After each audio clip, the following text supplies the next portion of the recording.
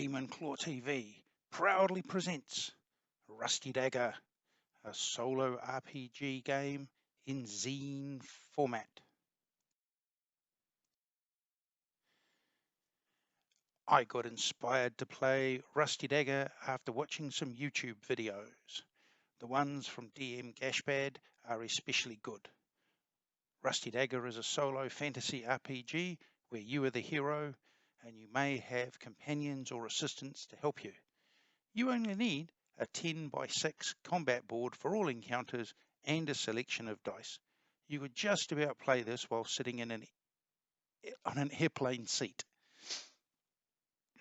Adventures take 90 to 120 minutes to complete.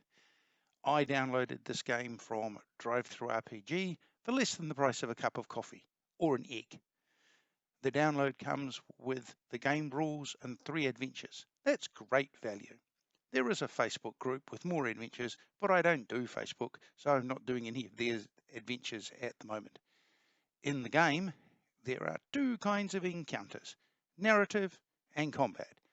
Narrative encounters are usually a skill test, often against a non-combat skill target number.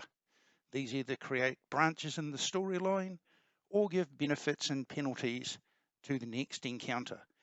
Combat encounters are self-explanatory. There are enemies that need defeating, and you are just the hero for the job. In keeping with the almost zero cost of the game, I made terrain out of scraps of polystyrene I had lying around. Once coated with PVA glue to protect the foam, a few coats of paint, and a screw in the bottom so they stand up straight, they are ready to go.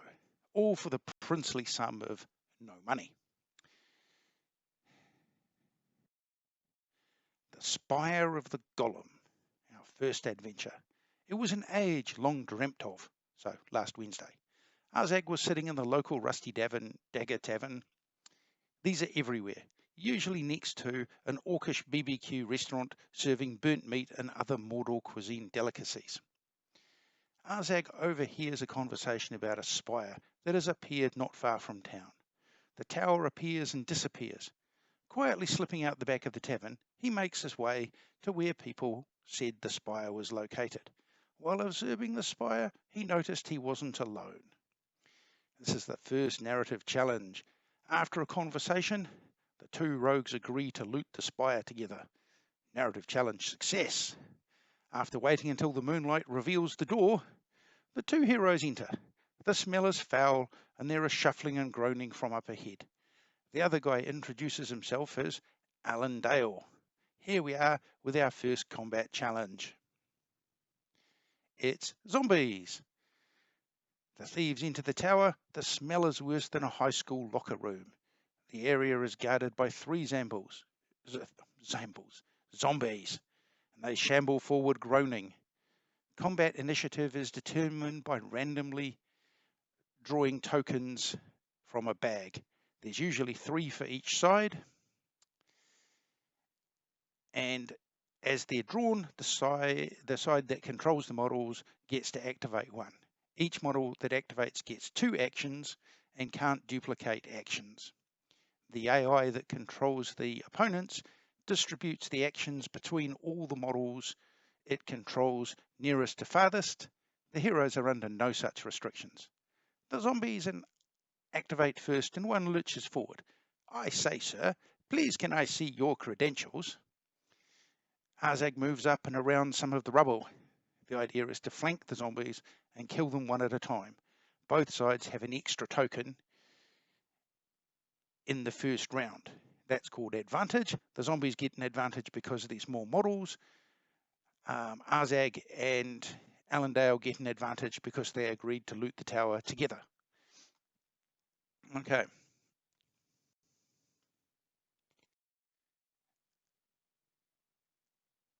A zombie has moved up. Azag has moved up. Here we go. Azag moves up. He gets to move 4 squares, which is normal speed, but zombies are slow. So they only move 2. So he presents his credentials forcefully, but unfortunately misses. The nearest zombie then activates and misses Azag with a score of 5 versus his score of 7. Azag hits the zombie 12-9 and then kills it 7-4. Splat.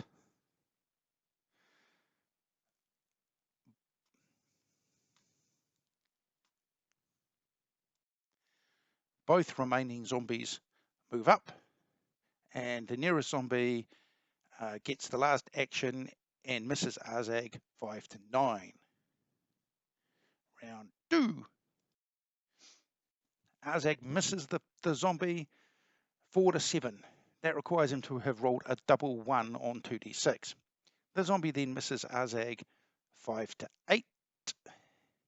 The other zombie then moves up. The third activation goes back to the first zombie, which misses Azag 6-12. Azag then gets the last 2 activations and hits the zombie twice, 9-7 and 9-6, killing it. Splat.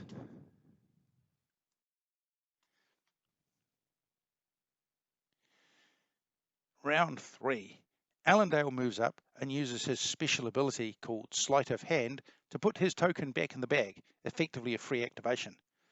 While Azag and the zombie glare at each other, the zombie moves up and misses 6-9. Its follow-up attack hits Azag 8-5.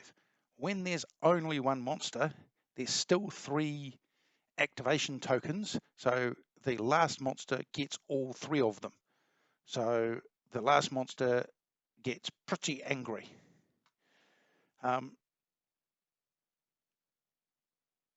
Obviously maddened by being hit by a zombie, thwack thwack, Azag cuts the zombie to bits with 2 quick strikes, 9-3 and 9-3. A quick search of the room and we find a small healing potion. Those are worth about 3 eggs.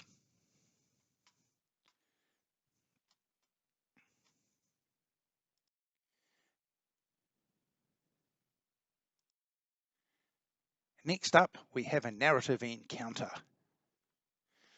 Our heroes are moving down a hall when suddenly one of the tiles we're standing on goes click, and darts start shooting out of the wall at us in all Indiana Jones style.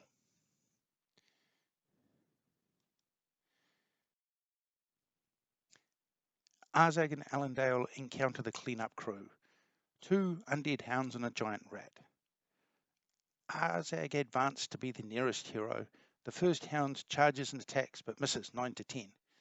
Azag's counterattack hits 11-4. The other hound and the rat move up. Then Allendale moves up and puts his token back in the bag.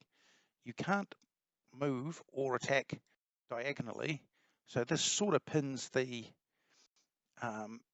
hound in place and makes it a little bit more difficult for the rat to move up. Azag then hits and kills the first dog with that bonus token. Round 2. The hound moves over and attacks Azag, hitting 10-12. Ouch. The rat attacks Allendale and misses 3-8. Allendale is more of a lover than a fighter, but his sword is keeping the rat at bay. The rat gets the third activation and misses Allendale 5-5. Fortunately, ties go to the defender. The heroes then get all the remaining activations. Azag hits the hound 13-10 and 11-7, killing it. Allendale then kills the rat 9-2. A search of the room reveals 5 coins. So the hounds roll 2d6 for attack and defense, and Azag uses 2d6 plus 2 for his swordsman skill when heading back. So it's not automatic to get hits or defeat an attack. Allendale is worse than the dogs, so they would have torn him to pieces if he tried to enter this tower and loot it by himself. Chapter 3, Boss Fight. The final countdown. The final chamber of the Spire features 4 pillars. It's a bit like a throne room, I guess. There's a huge undead knight, a bone golem, and a couple of zombie bodyguards. The knight tells the party they will join his crew of undead servants to replace those they have destroyed. Lucky, He doesn't know how many we have killed, because it's way more than 2. Either that or he can't count. There's also a huge jewel of blazing necromantic energy, which is represented by the dice. Let's kill those guys and nick that jewel. Sounds like a plan. Right.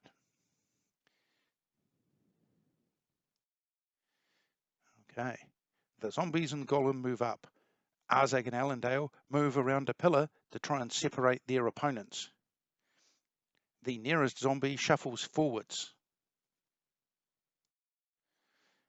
Perfect, thinks Arzag, and springs forward, hits the zombie 9-6, and then follows it up with a killing strike 11-5. He then moves back behind the pillar. Again, I don't want to leave the Golem until last, because then it's guaranteed to get all 3 of the monster actions.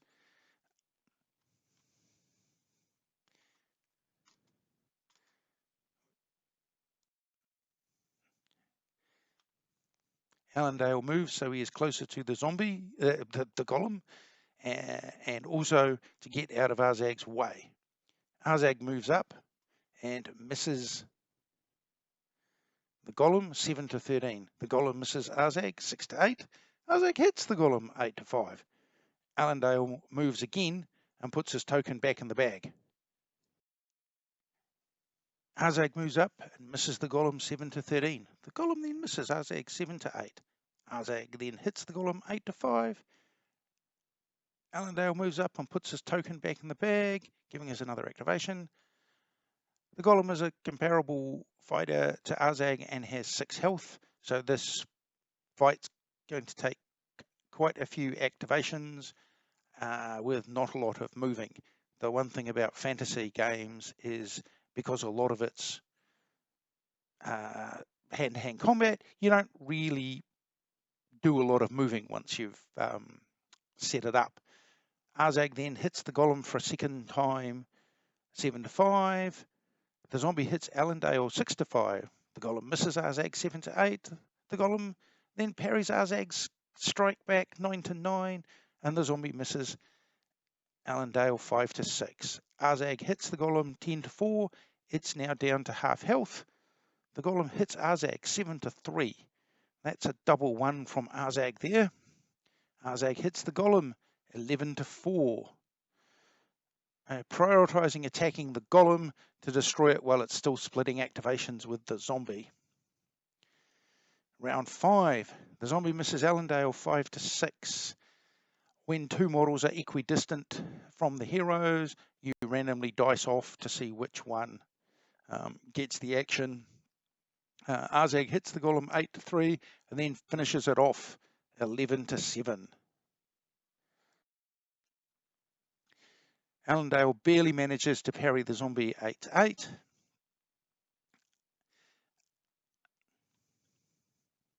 Arzag moves closer and misses the zombie 7-7.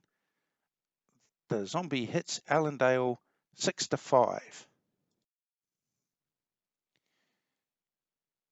The zombie misses Allendale twice, 6-4 and 4-4. Phew, it would have cost Allendale his share of the treasure to revive him, especially after Arzag had to carry his unconscious body back into town.